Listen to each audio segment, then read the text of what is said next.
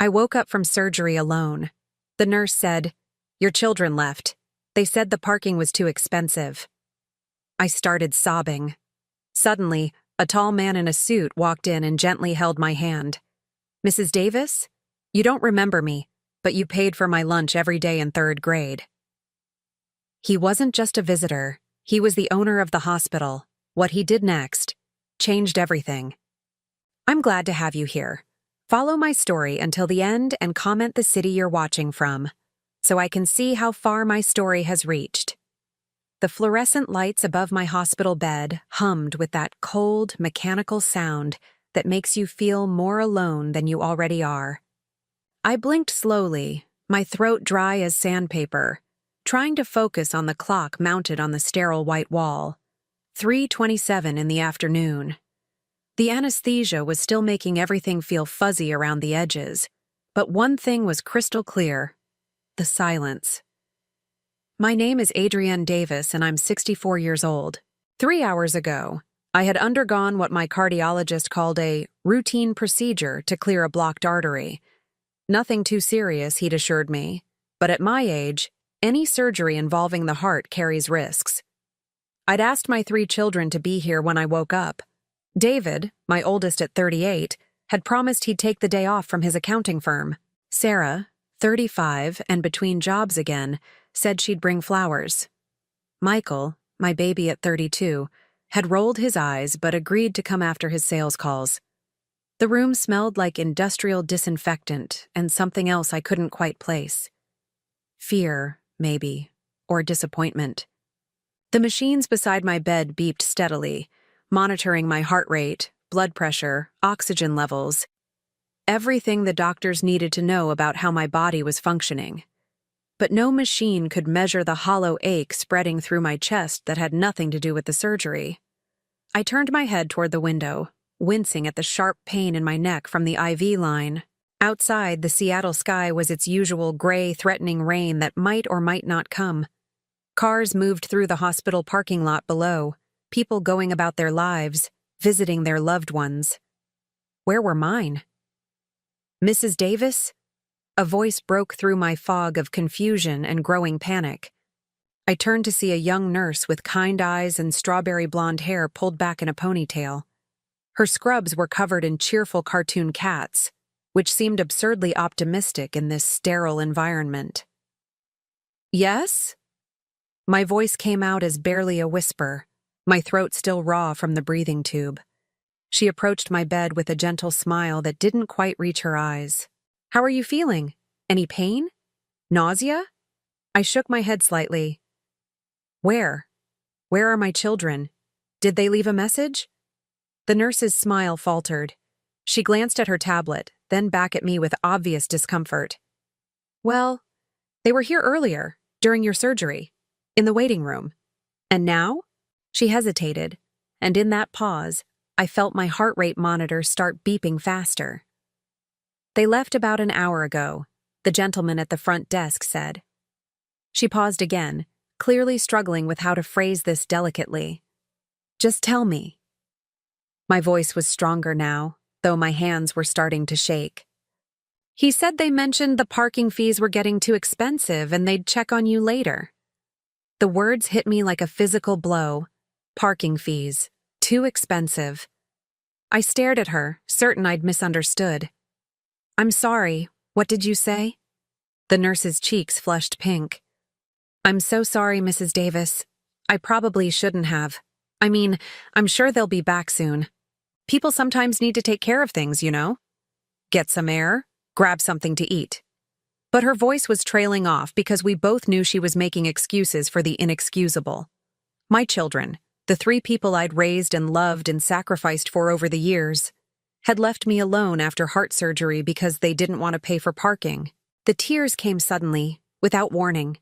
Not the gentle, dignified tears of a woman my age, but the raw, choking sobs of someone whose heart was breaking in ways that had nothing to do with blocked arteries.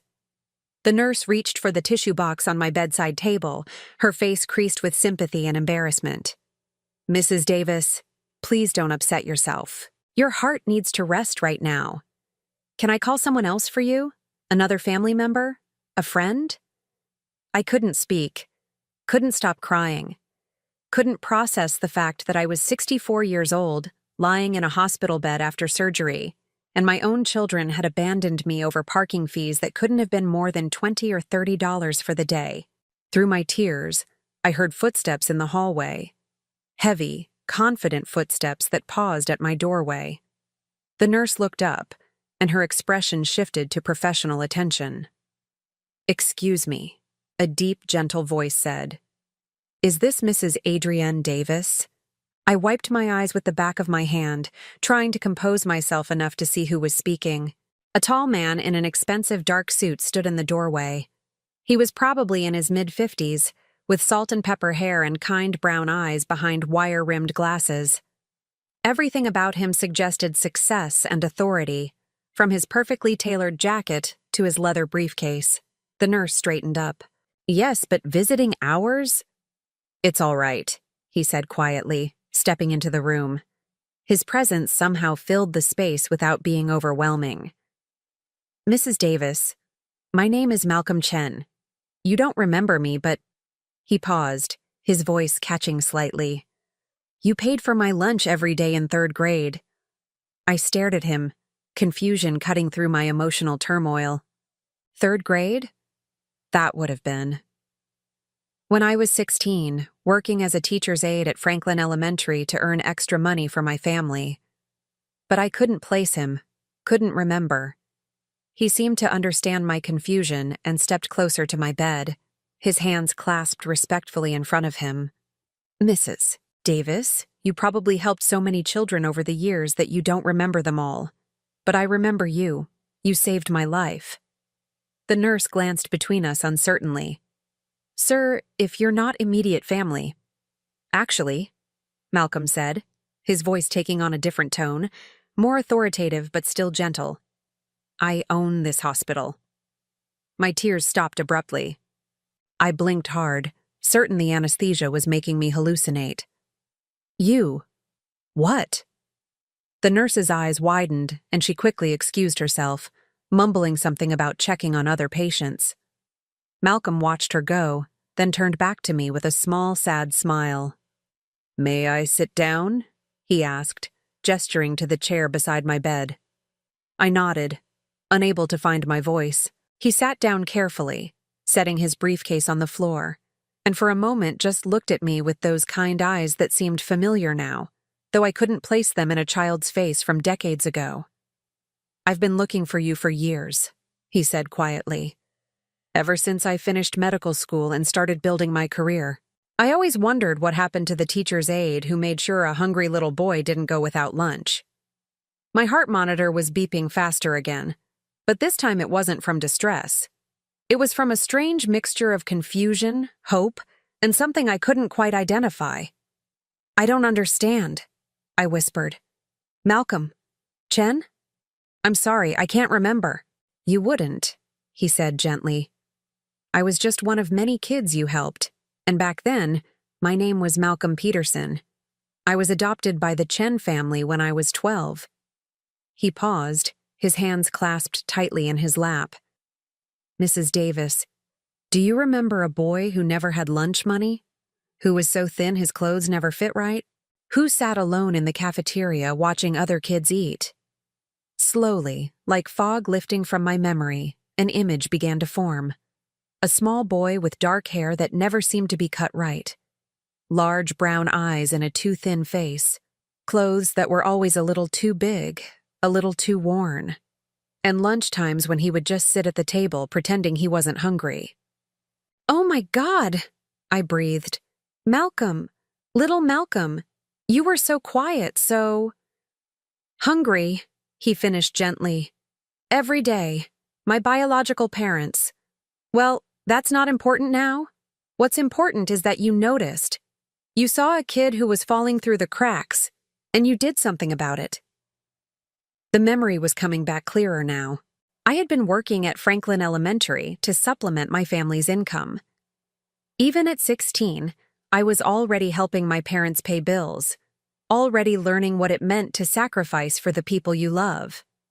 I'd noticed Malcolm because he reminded me of myself, trying to be invisible, trying not to be a burden.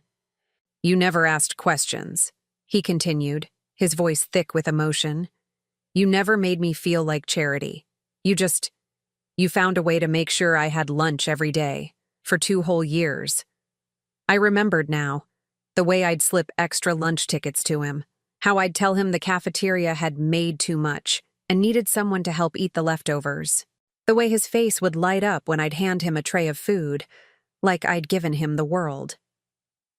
Malcolm, I said, fresh tears starting to fall.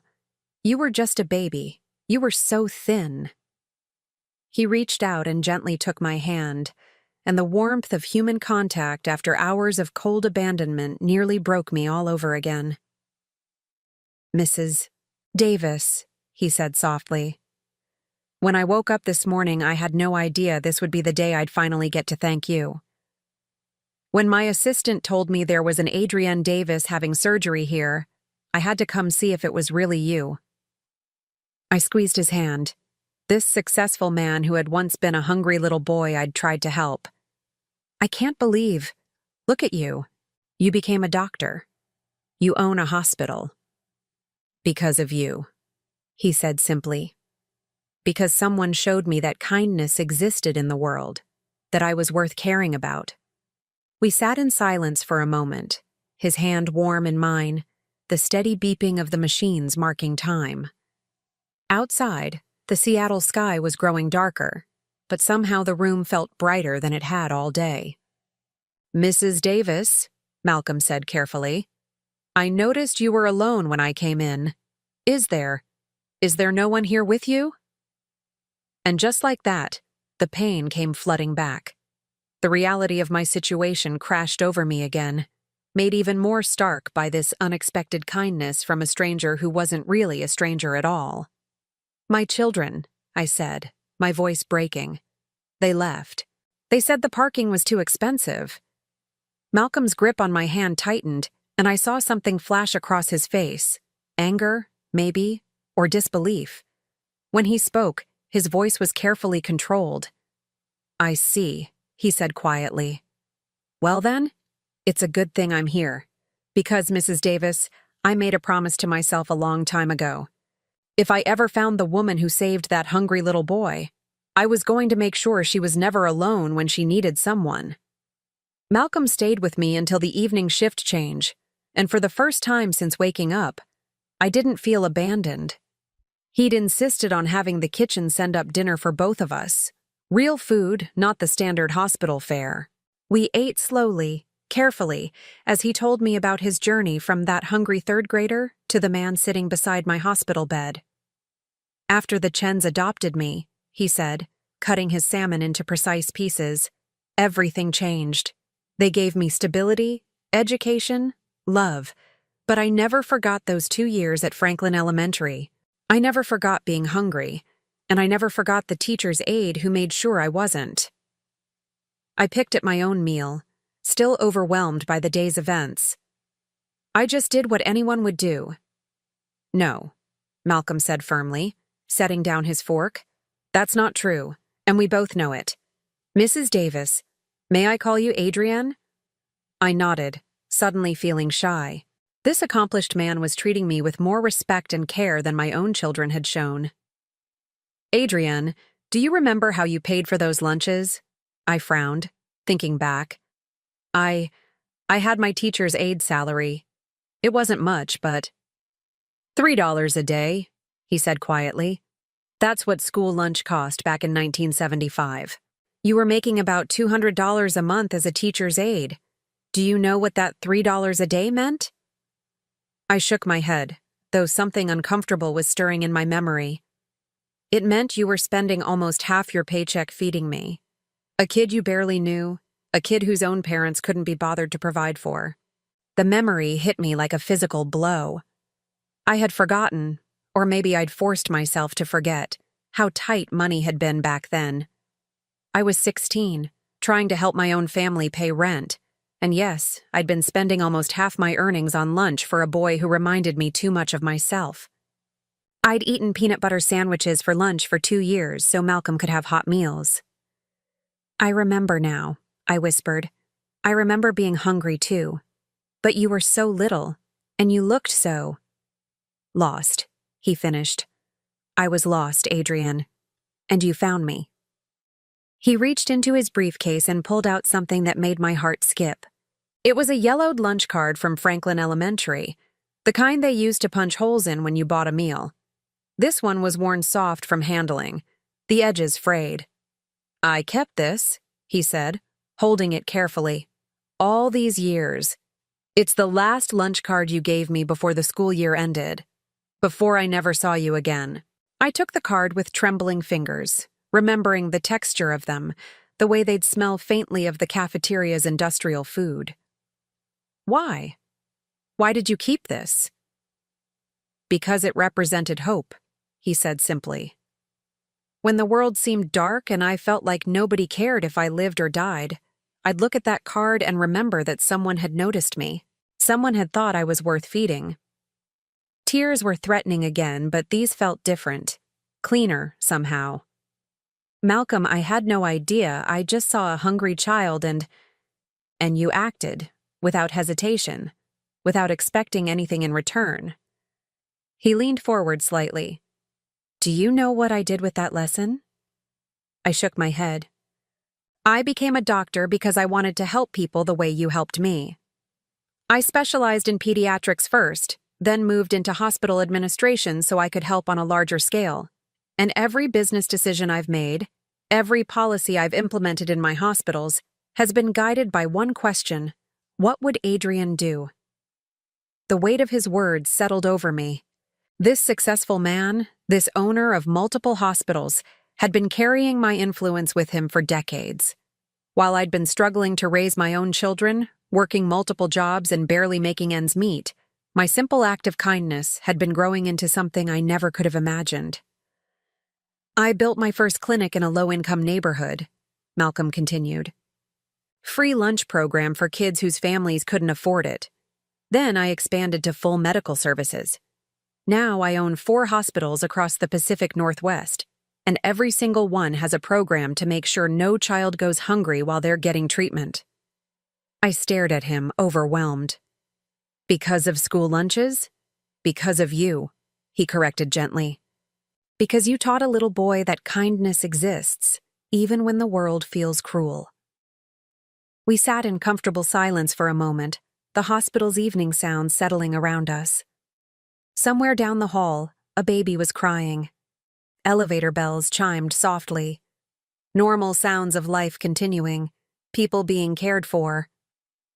Malcolm, I said finally, can I ask you something? Anything. How did you find me? I mean, today.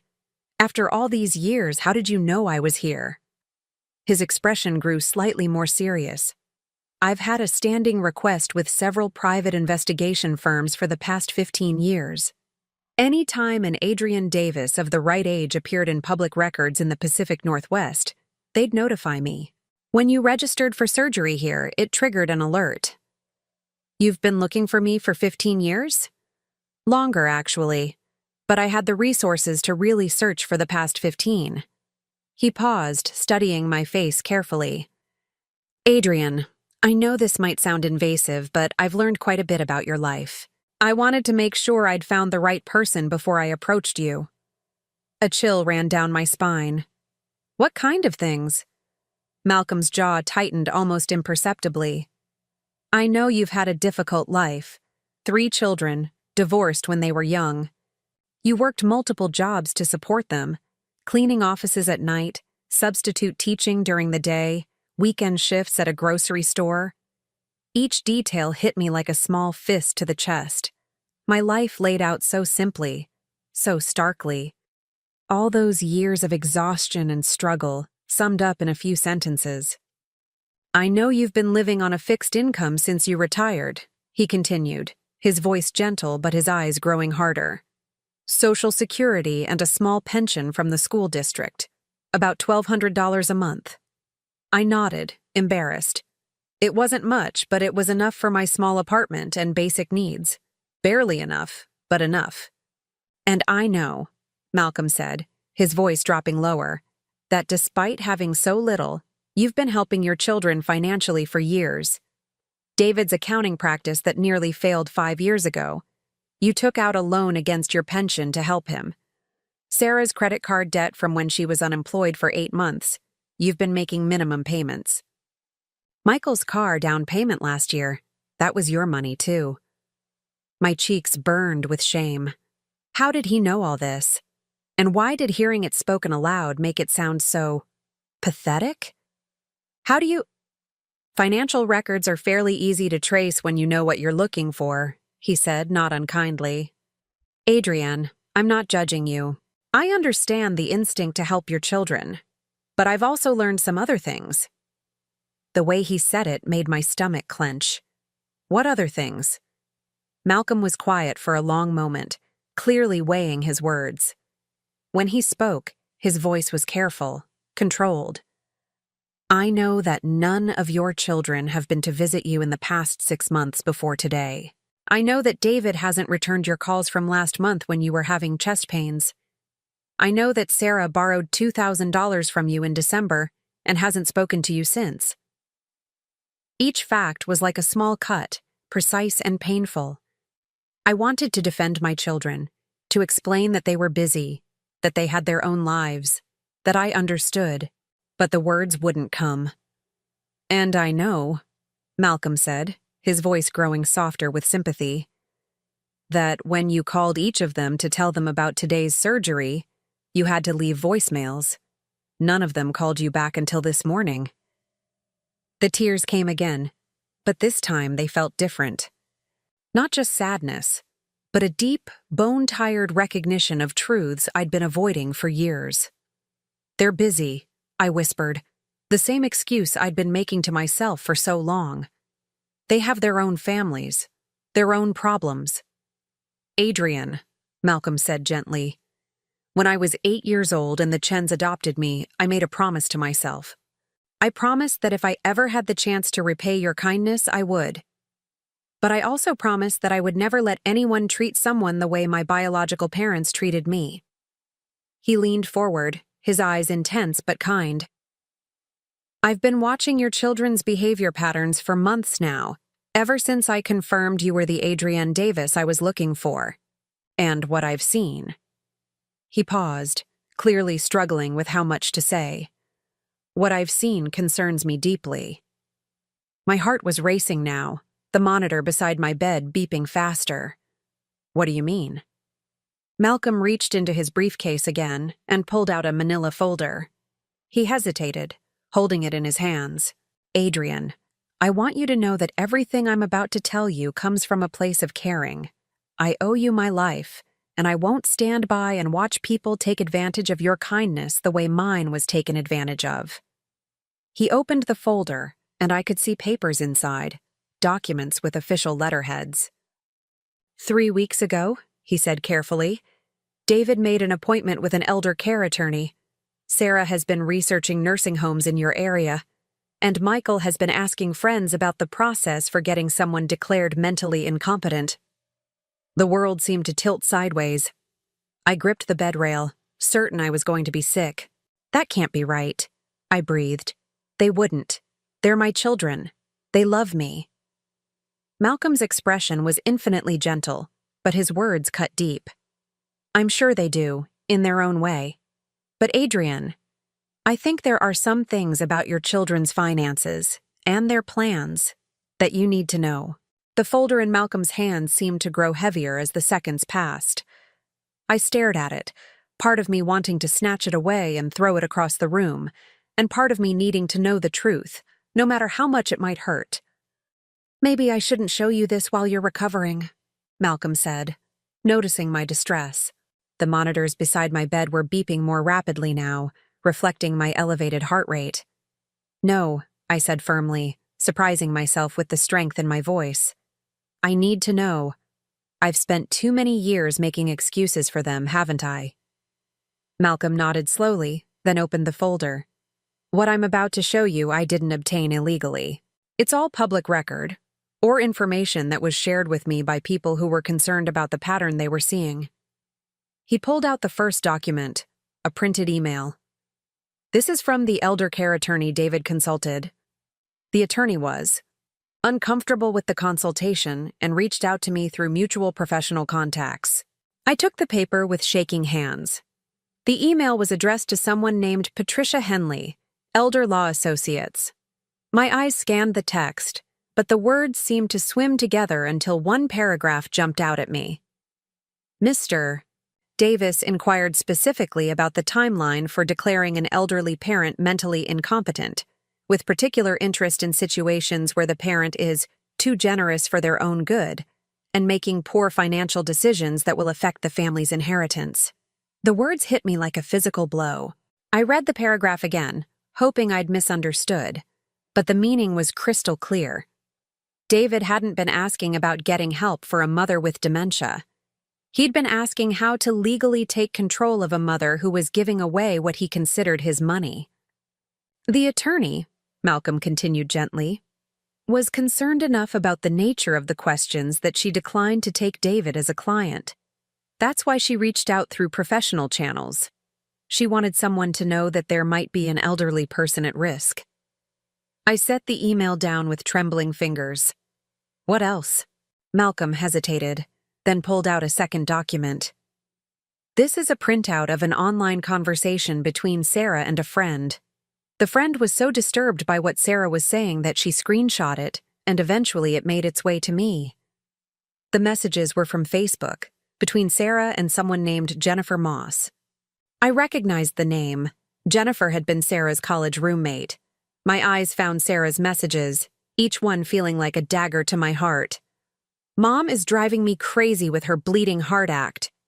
Do you know she gave $500 to some charity last month? $500! While I'm drowning in credit card debt. She's 64 and acting like she's going to live forever. Doesn't she realize that money should be going to her family? Jen, I swear, if she gives away much more, there won't be anything left for us when she's gone. David thinks we need to do something before she gets too old and starts getting scammed by everyone. We're looking into some options. There are ways to protect elderly people from themselves, if you know what I mean. I couldn't read anymore. The phone slipped from my hands and Malcolm caught it before it could fall to the floor. The betrayal was so complete, so devastating, that I felt numb. These weren't strangers talking about some vulnerable old woman. This was my daughter, the child I'd raised and sacrificed for, discussing me like I was a problem to be solved. There's more, Malcolm said quietly, but maybe, show me. My voice sounded strange to my own ears, flat and cold. Show me all of it. The next document was even worse. It was a credit report, my credit report. Someone had requested it recently, and the request had come from David's accounting firm. How did he get this? I asked, though I suspected I already knew the answer. You gave him your social security number and other personal information when he helped you set up online banking last year, Malcolm said. He's been monitoring your finances without your knowledge. The credit report showed everything. My modest savings account with $3,400. My checking account that stayed around $200 most months. The small loan I'd taken against my pension to help David's business. The ongoing payments I was making on Sarah's credit card debt. Even the $50 monthly donation I made to the local animal shelter. But there was something else. A note in the margins, handwritten in David's precise accountant script. Unnecessary charitable giving, approximately $800 per year, could be redirected. He's been tracking my donations, I whispered. $50 a month to help abandoned animals, and he considers it unnecessary. Malcolm's jaw was tight with controlled anger. There's one more thing, Adrian. This one is the hardest to see, but I think you need to know. He pulled out his phone and showed me an audio file. This was recorded yesterday in the hospital parking lot after they left. The person who recorded it works security here. When he heard what they were saying, he felt obligated to document it. My hands were shaking so badly I could barely hold the phone, but Malcolm helped me steady it as he pressed play. The audio was slightly muffled, but I could clearly hear my children's voices. David's voice. Look, the procedure went fine. She's going to be fine. There's no point in us sitting around here all day paying $20 for parking. Sarah's voice. I just feel weird leaving her alone. Michael's voice with a laugh. She's been alone most of her life anyway. It's not like she's going to know the difference. David again. The important thing is that we've established we're concerned children who showed up. When the time comes to make decisions about her care, that's what matters. Sarah. When do you think that will be? David. Couple of years, maybe sooner if her health declines. The key is to start laying the groundwork now. Show a pattern of irresponsible spending. Get documentation of her making poor decisions. Michael. Like giving away money to strangers. David. Exactly. The animal shelter donations. The random acts of kindness she's always doing. We frame it as early dementia, confusion about finances. Sarah. But she's not confused. She's just generous. David. Generous with our inheritance. Look, Sarah, that house is worth $300,000. Her savings and pension add up to another $150,000, maybe more. Do you want to watch her give it all away to every sob story that comes along? Michael. David's right. We need to protect her from herself and protect our future. The recording continued for another minute, my children discussing me like a business problem, calculating my worth down to the dollar, planning how to take control of my life and my decisions. When it finally ended, the silence in the hospital room felt deafening. I stared at Malcolm's phone long after the audio stopped playing. In the space of an hour, I had discovered that the 3 people I loved most in the world saw me not as a mother, but as an obstacle to their financial security. Every act of kindness I'd ever shown, every dollar I'd donated to help others, was seen as theft from their future wealth. They think I'm losing my mind, I said finally, my voice barely audible. They're planning to have me declared incompetent because I give $50 a month to help animals. Adrienne, Malcolm said gently, there's something else. The reason they left today wasn't really about parking fees. I looked up at him, wondering what could possibly be worse than what I'd already learned. They went to meet with another attorney while you were in recovery. A different one. Someone who was more willing to help them explore their options. The appointment was scheduled for this afternoon. The full picture was becoming clear now. My children hadn't left because of parking fees. They'd left because they had a meeting about taking control of my life. While I was lying unconscious on an operating table, they were in some lawyer's office learning how to have me declared mentally incompetent. How long have you known about this? I asked. I started investigating 3 months ago when I confirmed you were the Adrienne Davis I'd been looking for. At first, I was just trying to understand your life, to see if there was a way I could quietly repay some of your kindness without disrupting your world. He paused, running a hand through his hair. But the more I learned about your children's behavior, the more concerned I became. The pattern was clear. They were isolating you, monitoring your finances, and laying groundwork to take control. Why didn't you contact me sooner? Malcolm's expression grew pained. Because I wasn't sure you'd believe me, and because I hoped I was wrong. I hoped that when you needed them most, like today, they would show their true character by being here for you. Instead, they showed their true character by leaving. Yes. I leaned back against my pillows, feeling exhausted beyond anything the surgery could have caused. The betrayal was so complete, so calculated, that I felt like I was grieving the death of 3 people who had never really existed. The children I thought I had raised, the children I thought loved me, were figments of my imagination. The real David, Sarah, and Michael were strangers who saw me as nothing more than a bank account with an inconvenient conscience attached to it. Malcolm, I said after a long silence, what happens now? He leaned forward slightly, his expression serious but kind. That depends on what you want to happen. But Adrienne, I want you to know that you're not alone in this. I made a promise to myself about repaying your kindness, and I meant it. What kind of promise? The promise that if I ever found you, I would make sure you were protected and cared for the way you protected and cared for me." His voice grew stronger, more determined. "Your children may see you as a problem to be managed, but I see you as the woman who saved my life. And I'll be damned if I'm going to let anyone treat you the way they're planning to treat you." For the first time since waking up from surgery, I felt something other than hurt and betrayal. I felt the faintest glimmer of hope. "What did you have in mind?" I asked. Malcolm smiled, and for just a moment, I could see the grateful little boy he'd once been. "Well," he said, reaching for his briefcase again, "it turns out that owning hospitals comes with certain advantages, and having good lawyers doesn't hurt either." He pulled out a different folder, this one thick with official-looking documents. "Adrienne, how would you feel about making some changes to your life? Changes that would ensure you're never at anyone's mercy again."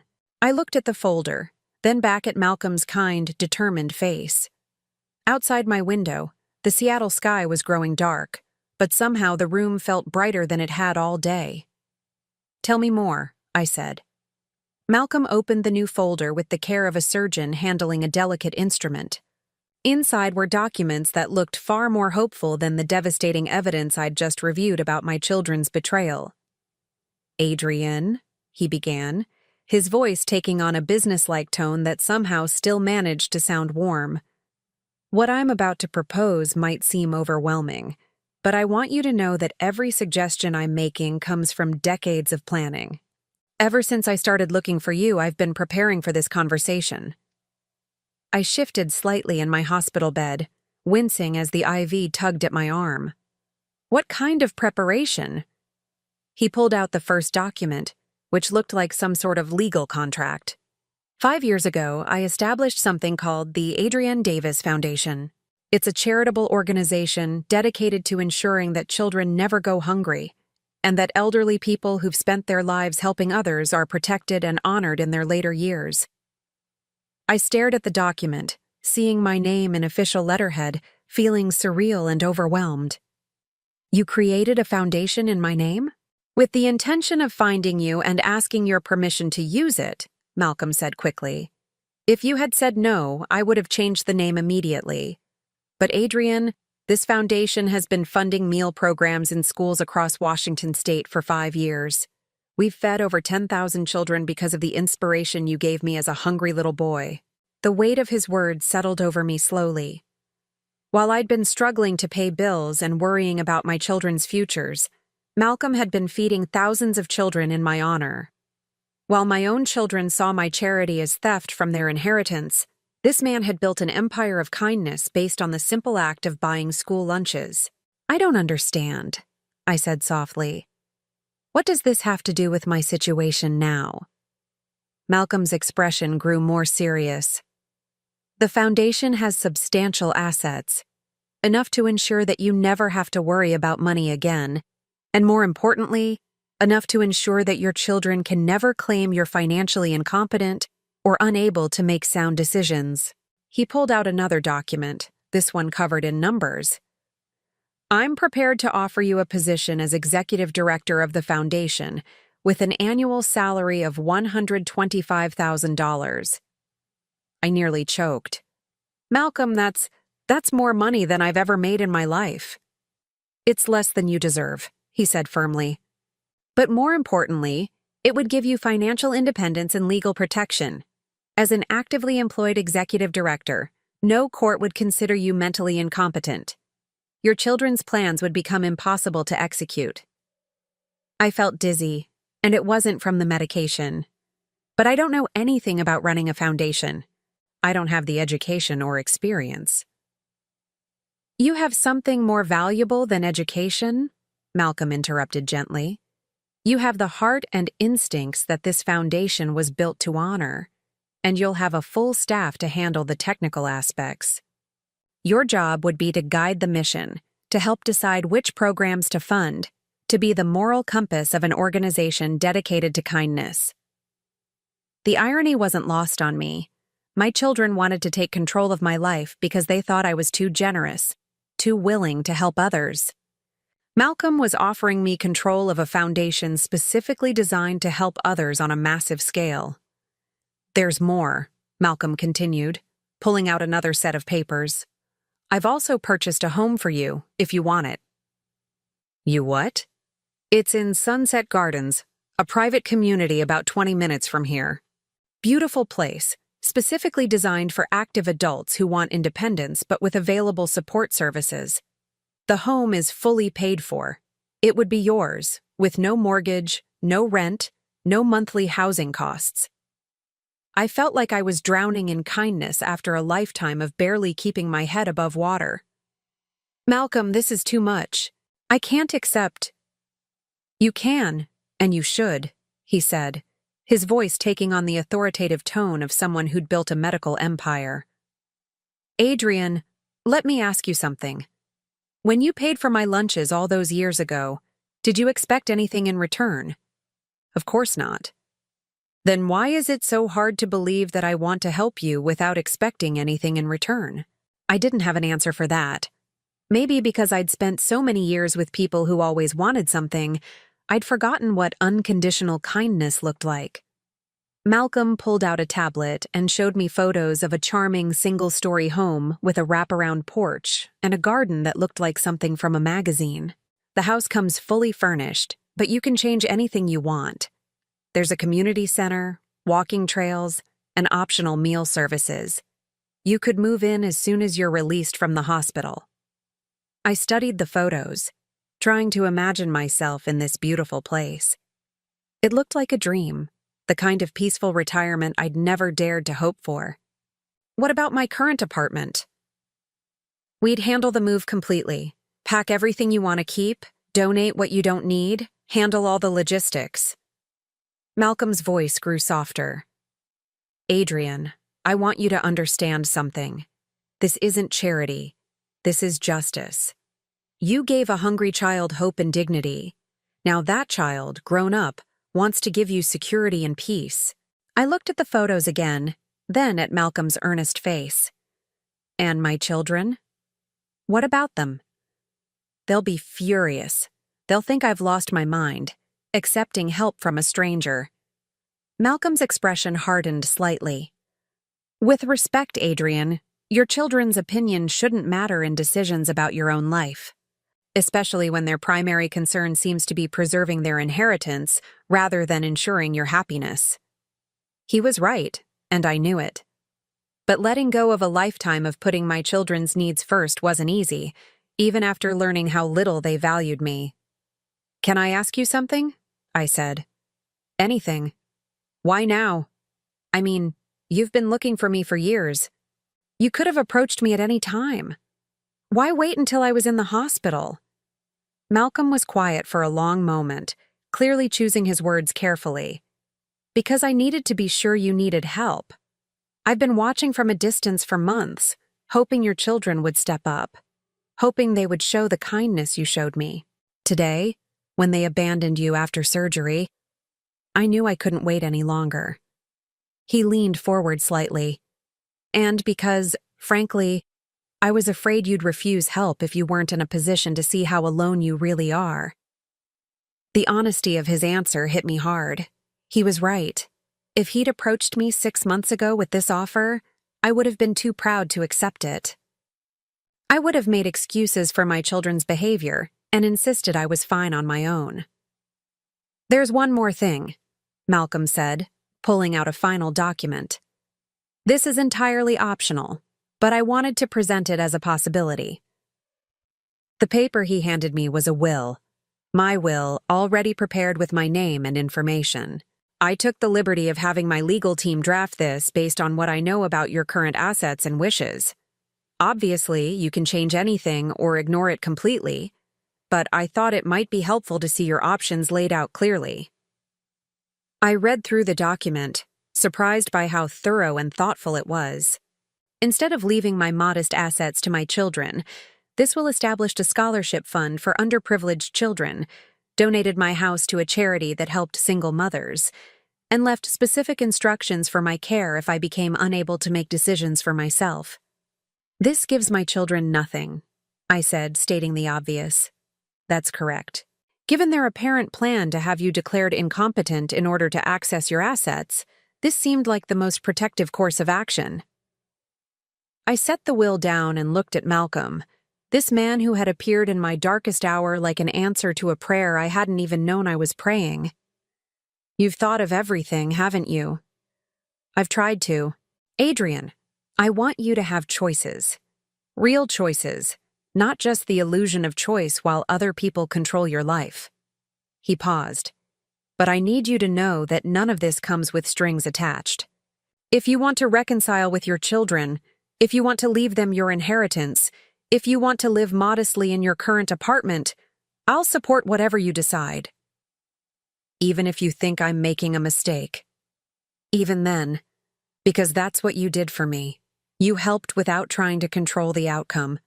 I leaned back against my pillows, overwhelmed by the magnitude of what he was offering. Financial security, a beautiful home, meaningful work, legal protection from my children's schemes.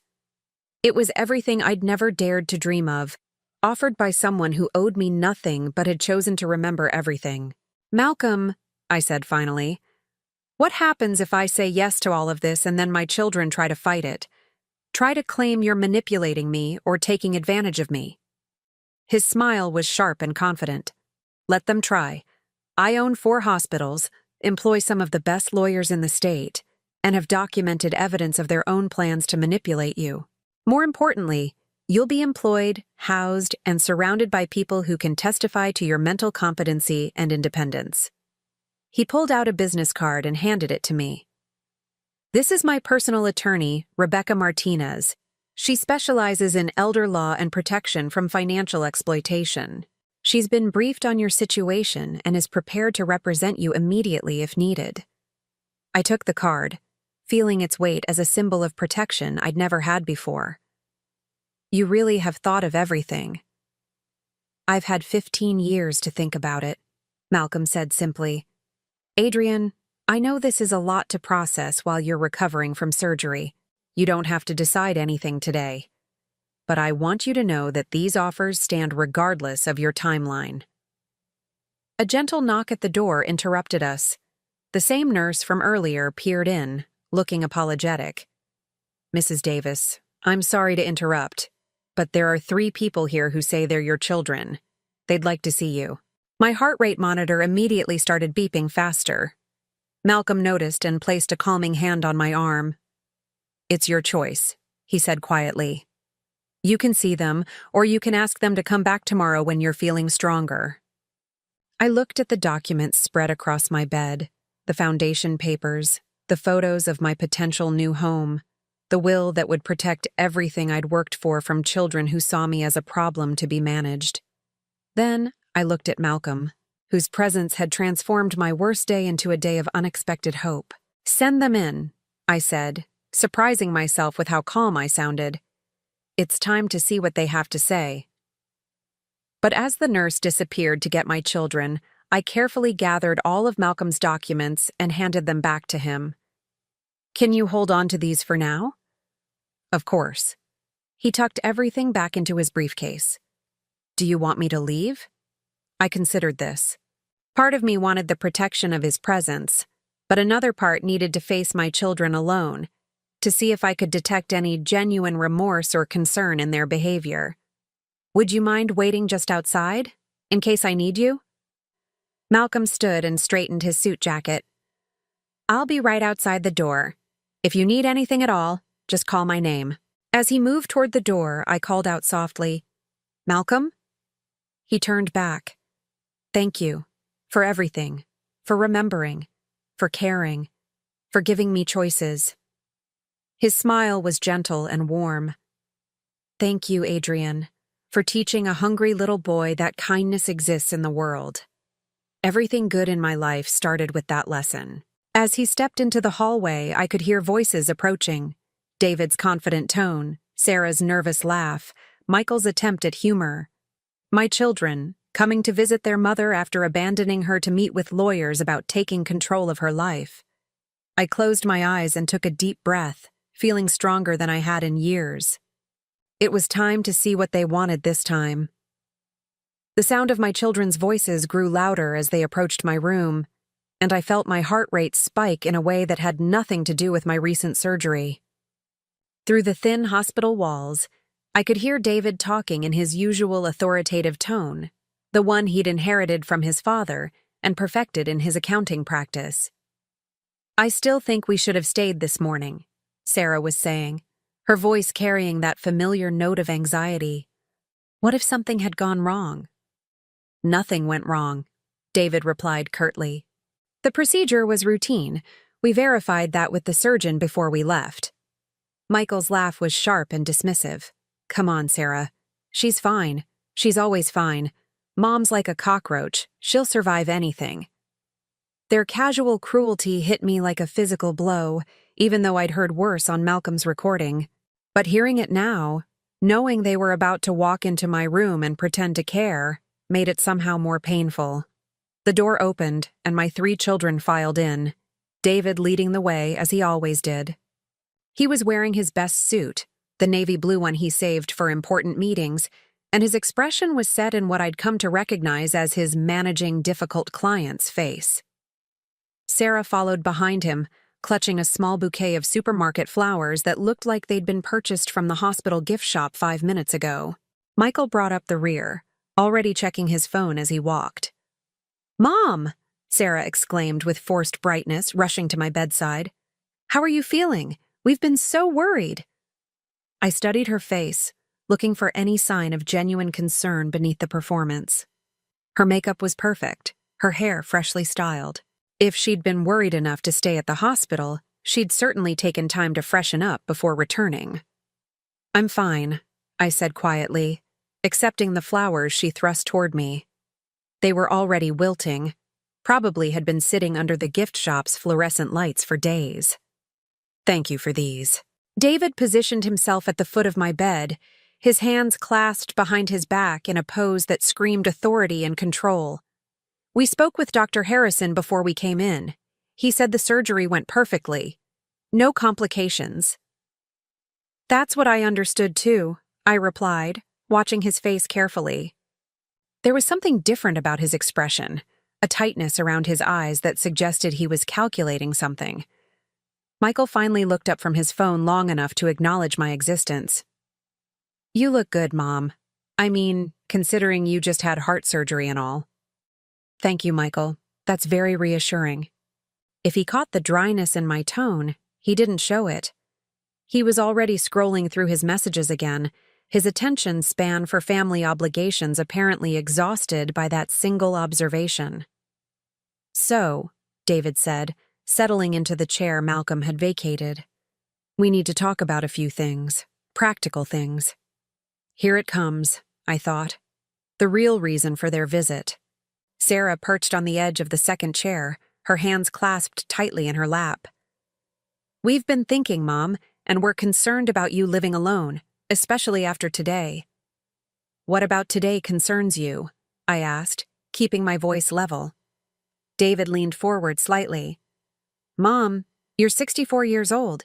You just had heart surgery. What if something happens when you're at home alone?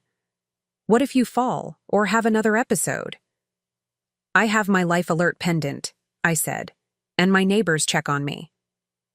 "Mrs. Henderson is 87 years old," Michael said without looking up from his phone. "What's she going to do if you have a medical emergency? Call 911 and then stand around wringing her hands?" Sarah shot him a warning look. "What Michael means is that we think you might be more comfortable somewhere with professional staff, people who are trained to handle medical situations." I felt a chill run down my spine that had nothing to do with the hospital's air conditioning. They were already laying the groundwork, already starting the conversation that would lead to me being moved somewhere for my own good. "Are you talking about a nursing home?" I asked directly. "Not a nursing home," David said quickly. "More like an assisted living facility. Somewhere nice where you'd have your own apartment but with support services available." "I see." I looked from one face to another, these 3 people who shared my DNA but seemed like strangers. "And have you looked into any specific places?" Sarah's cheeks flushed slightly. "We've done some preliminary research, just to understand the options." There are some really lovely communities that specialize in active seniors. Active seniors who've just had heart surgery? I asked. Mom, don't be dramatic, David said, his patience already wearing thin. We're talking about your safety and well-being. As your children, we have a responsibility to make sure you're properly cared for. The word responsibility coming from his mouth was almost laughable. Where was their responsibility this morning when I woke up alone and terrified? Where was their responsibility during the past year when they'd barely called or visited? I appreciate your concern, I said carefully, but I'm not ready to give up my independence yet. Michael finally looked up from his phone, his expression suggesting I'd said something particularly stupid. Mom, independence is great when you're young and healthy. But you're not young anymore, and clearly your health is becoming an issue. My health is becoming an issue? I repeated. I had one blocked artery. It's been fixed. Dr. Harrison expects a full recovery. For now, David said ominously. But Mom, heart disease is progressive. This is just the beginning. You need to start thinking realistically about the future. I felt anger beginning to burn in my chest, hot and clean. What I need to think about is why my children are more concerned with managing my future than supporting me through my present. The room fell silent. Sarah's flowers rustled as she shifted uncomfortably in her chair. Michael's phone buzzed with a notification that he ignored for the first time since entering the room. David's jaw tightened, and I could see him struggling to maintain his professional composure. That's not fair, Mom, Sarah said finally. We're here now. We care about you. You're here now, I agreed. Where were you 4 hours ago when I woke up alone and crying? We explained that, David said stiffly. The parking situation. $20, I interrupted. The parking fee was $20 for the day. You left your mother alone after heart surgery to avoid paying $20. Michael's phone buzzed again, and this time he answered it. Sorry, I have to take this. It's a client. Os? He stepped out into the hallway, already deep in conversation about some sales deal that was apparently more important than his mother's recovery. David watched him go with obvious irritation, then turned back to me. Mom, you're clearly upset, and I understand that. Surgery is stressful, but you're not thinking clearly about the bigger picture. What bigger picture is that, David? Your finances, he said bluntly. Do you have any idea what this surgery is going to cost, even with Medicare? What ongoing cardiac care will cost? You can't afford to live independently and pay for the medical care you're going to need. There it was. The real concern. Not my health, not my happiness, but my money, and how my medical expenses might affect their inheritance. I see, I said quietly. And I suppose you have a solution for this financial problem? Sarah leaned forward eagerly. Actually, we do. If you were to move to an assisted living facility, you could sell your house. Use that money to pay for your care. It would probably last several years, maybe longer if you choose a more modestly priced community. And after that money runs out? David shrugged. Medicaid. The state takes over, but by then you'd be settled somewhere, established in a care routine. I stared at them both, marveling at how thoroughly they'd worked this out. Sell my house, spend down my assets, then become a ward of the state. All very neat and tidy, and coincidentally, it would eliminate any inheritance they might otherwise have to wait for. Have you spoken to anyone about this? I asked. Any professionals who could help navigate these decisions? David's eyes flickered almost imperceptibly. We've done some research. Consulted with people who understand elder care law. I see. Anyone specific I should know about? Sarah looked confused by the question, but David's expression grew more guarded. Just some preliminary consultations. Nothing formal. A soft knock at the door interrupted us. Malcolm stepped in, his presence immediately changing the energy in the room. He was still wearing his expensive suit, still carrying his leather briefcase, But now there was something different about his demeanor. More formal, more professional. "Excuse me," he said politely. "Mrs. Davis, I wanted to check on how you're feeling before I head home for the evening."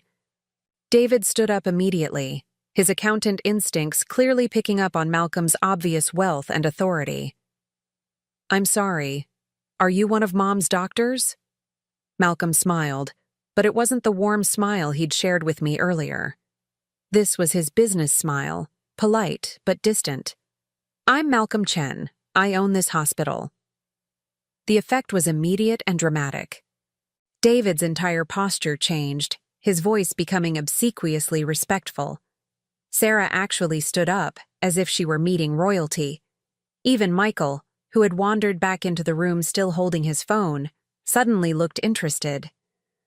"Mr. Chen," David said, extending his hand. "David Davis, Adrienne's son. This is my sister Sarah and my brother Michael. We can't thank you enough for the excellent care our mother has received." Malcolm shook hands with each of them, his expression politely neutral. "Your mother received the same excellent care we provide all our patients, though I must say, she's a remarkable woman." "Oh yes," Sarah gushed.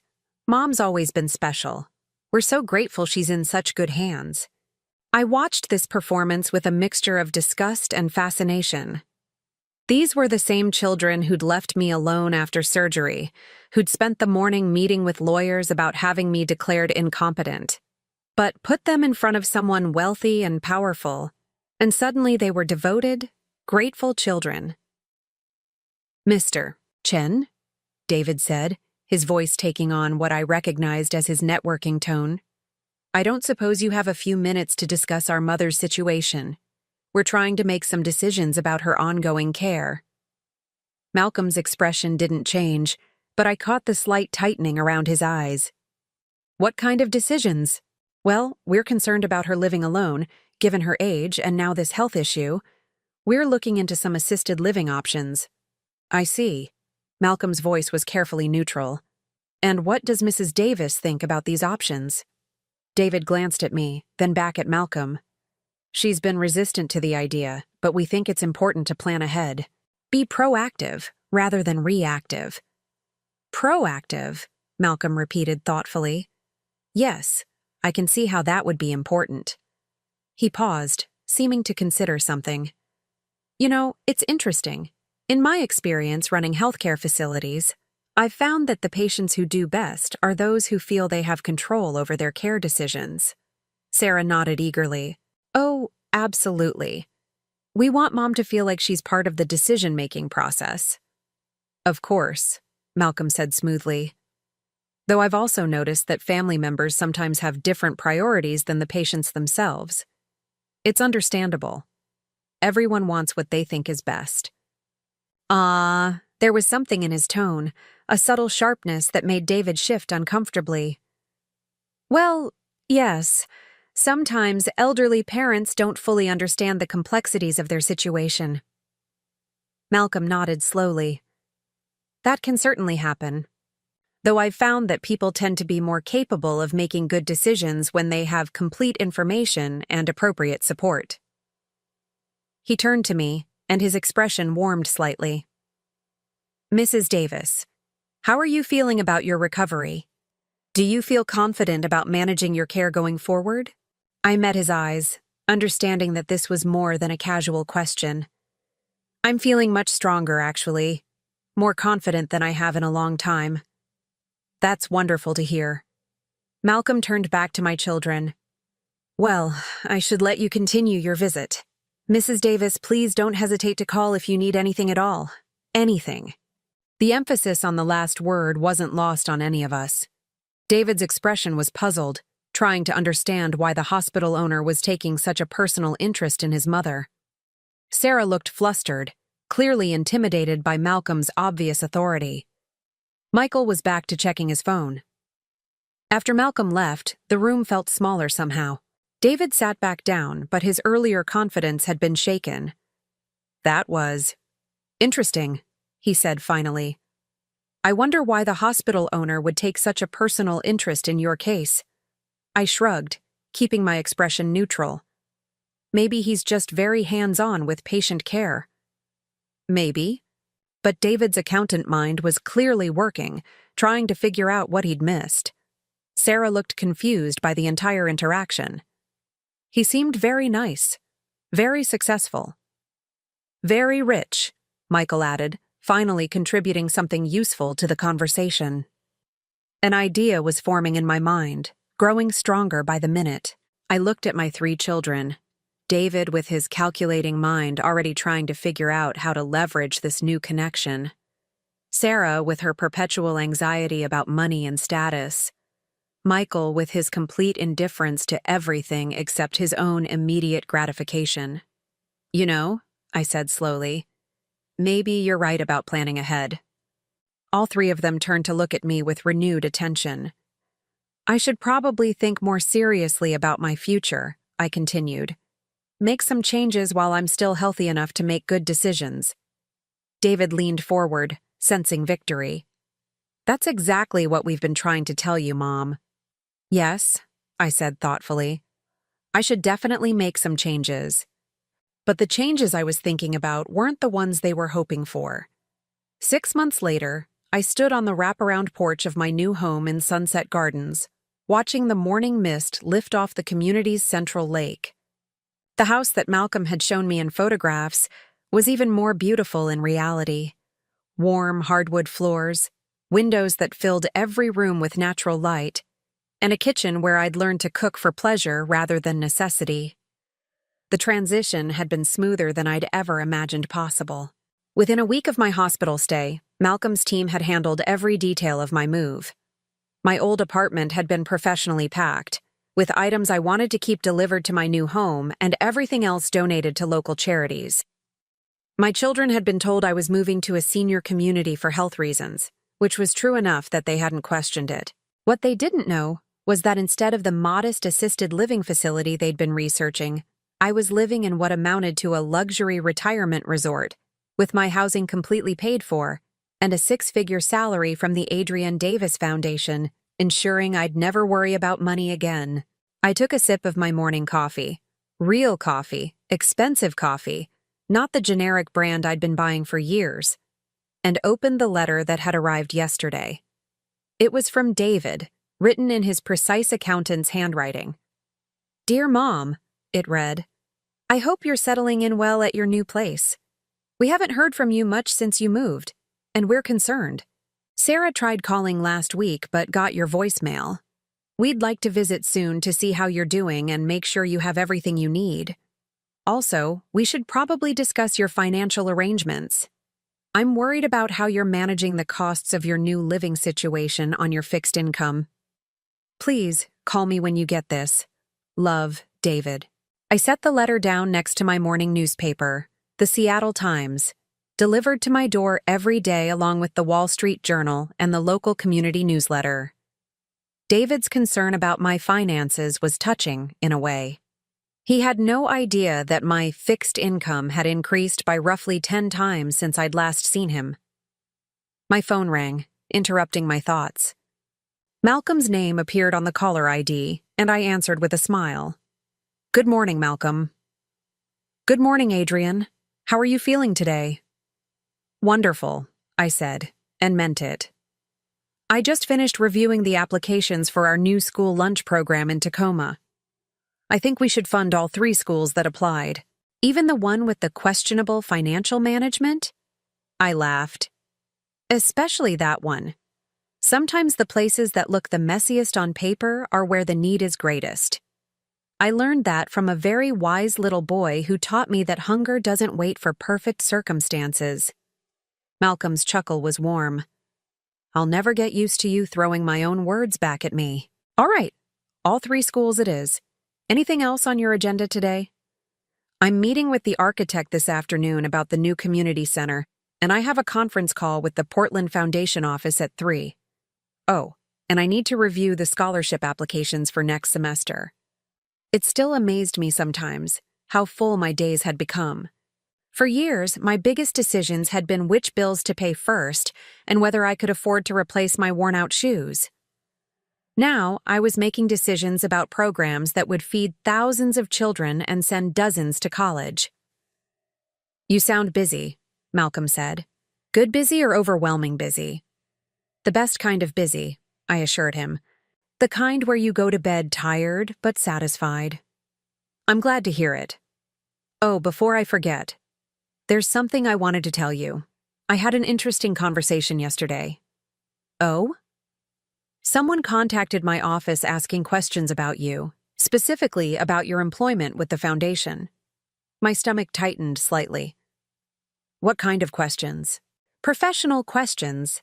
Someone wanting to verify your position, your salary, your mental competency to handle your responsibilities." I closed my eyes, already knowing the answer. David.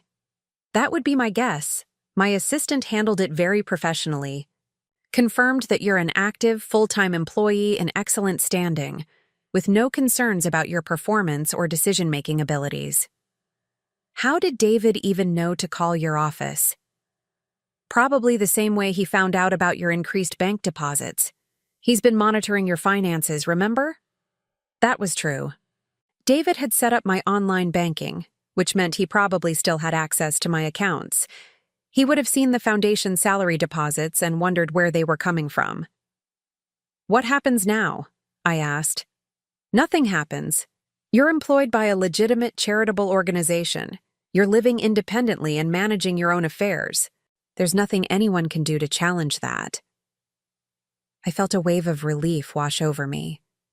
For months, I'd been waiting for the other shoe to drop, for my children to figure out what was really happening and try to intervene somehow. But Malcolm was right. What could they do? I was healthier and more financially secure than I'd been in years. "Actually," Malcolm continued, "there is one more thing. I got a call from an elder law attorney yesterday, someone named Patricia Henley." My breath caught. That was the attorney who'd refused to help David with his original plan to have me declared incompetent. She wanted me to know that the same client who'd consulted with her 6 months ago has been making calls to other lawyers in the area, asking more specific questions about challenging financial decisions made by elderly parents. More specific how? Questions about whether large salary increases could be considered evidence of manipulation or coercion. Whether new employment arrangements might be seen as someone taking advantage of an elderly person. I felt anger beginning to burn in my chest. Even now, even after I'd found happiness and security and meaningful work, David couldn't just let me be. He couldn't accept that I might have made decisions he didn't approve of. "Malcolm," I said slowly, "is there anything they can actually do? Legally?" "Not a thing," he said firmly. "You're clearly competent. You're living independently. You're managing complex professional responsibilities. Any attorney worth their degree would laugh them out of their office. But they're still trying. They're fishing, looking for leverage they don't have and won't find." I set my coffee cup down and looked out over the lake, where a family of ducks was making their morning rounds. The mother duck led the way, her ducklings following in a neat line behind her. Simple trust, simple love, simple care for the young. "You know what's funny?" I said.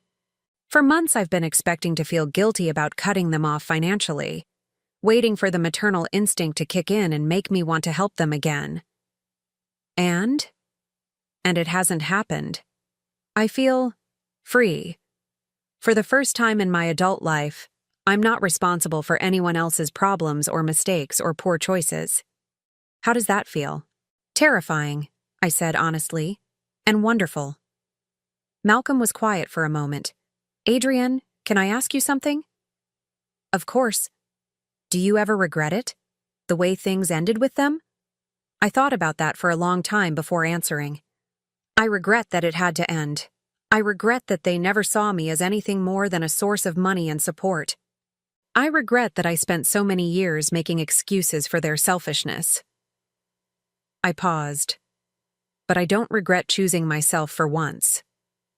"Good," Malcolm said simply. "Because you deserve to be chosen. You deserved to be chosen 40 years ago, and you deserve it now." After we hung up, I sat on my porch for a while longer, thinking about the journey that had brought me to this place. A heart attack had led to surgery, which had led to abandonment, which had led to the most unexpected reunion of my life. My phone buzzed with a text message. For a moment, I thought it might be one of my children, finally reaching out to actually see how I was doing rather than to investigate my finances. But the number was unfamiliar. "Mrs. Davis, this is Jennifer Chen, Malcolm's daughter. I'm a sophomore at University of Washington, and I'm writing a paper about charitable organizations for my sociology class. Dad told me about the foundation and suggested I interview you about its impact on local communities. Would you be available to meet sometime this week? Thank you, Jenny." I smiled, delighted by the idea of meeting Malcolm's daughter and sharing the story of how a simple act of kindness had grown into something that was now feeding thousands of children and sending hundreds to college. I typed back quickly, "I would love to meet with you, Jenny. How about lunch on Thursday? There's a lovely cafe here in Sunset Gardens that I think you'd enjoy." Her response came back almost immediately. "Perfect. I can't wait to hear the stories Dad says you have about helping kids who need it most." As I put my phone away, I realized something that filled me with quiet joy. I was building new relationships now. Relationships based on mutual respect and shared values rather than obligation and guilt. Malcolm had become not just a benefactor, but a true friend. Jenny would be the first of the next generation I'd have the chance to influence, not through financial support, but through the wisdom that came from finally understanding my own worth. That afternoon, I had lunch with Mrs. Patterson, my next-door neighbor who'd become one of my closest friends. She was 82, sharp as a tack, and had raised 5 children largely on her own after her husband died young. "You know what I love about this place?" she said, cutting into her salmon with precise movements. "Everyone here chose to be here. We're not here because our children couldn't be bothered with us, or because we ran out of money, or because we had no other choice." "What do you mean?" "I mean we're here because we decided we deserve to live somewhere beautiful, with people who appreciate us. We're here because we finally figured out that we matter." Her words resonated deeply. That was exactly how I felt, like I mattered. Not as a source of financial support, not as someone who existed to make other people's lives easier, but as a person with my own value and worth. "Mrs. Patterson," I said, "can I ask you something personal?" "Honey, at my age, everything's personal. Ask away." "Do you ever miss your old life? Even the difficult parts?" She considered this, sipping her iced tea thoughtfully.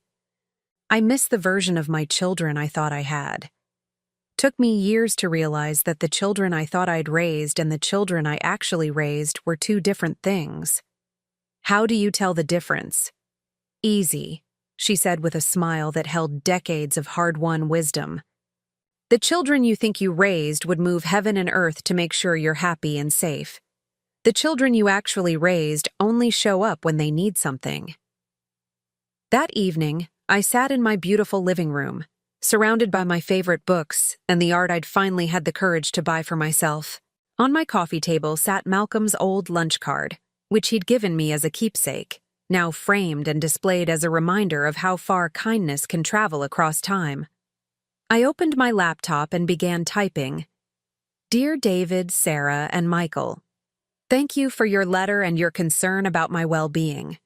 I want you to know that I am happier and healthier than I have been in years. My new home is beautiful, my financial situation is secure, and I have meaningful work that brings me joy every day. I understand that my choices may not be what you expected or wanted for me, but they are my choices to make. I am not in need of assistance, financial or otherwise, and I am not in danger of being taken advantage of by anyone. I wish you all happiness and success in your own lives. With love, Mom P.S. I have enclosed information about the Adrian Davis Foundation, in case you're interested in learning about the work I do. We're always looking for volunteers if any of you ever decide you'd like to help feed hungry children." I printed the letter, signed it carefully, and sealed it in an envelope along with a brochure about the Foundation's programs. Tomorrow I would mail it, and then I would be done explaining myself to people who had never bothered to try to understand me. As I prepared for bed that night, I stood in front of my bedroom window looking out over the gardens that gave this community its name. Somewhere in this peaceful place were dozens of other people who had discovered, late in life, what it felt like to be valued for who they were, rather than what they could provide. I thought about the little boy Malcolm had been, hungry and alone, and how feeding him had fed something in me too, a sense of purpose that had taken decades to fully bloom. I thought about all the children who would benefit from the Foundation's programs, and all the college students who would get scholarships funded by the money I'd once spent enabling my own children's poor choices.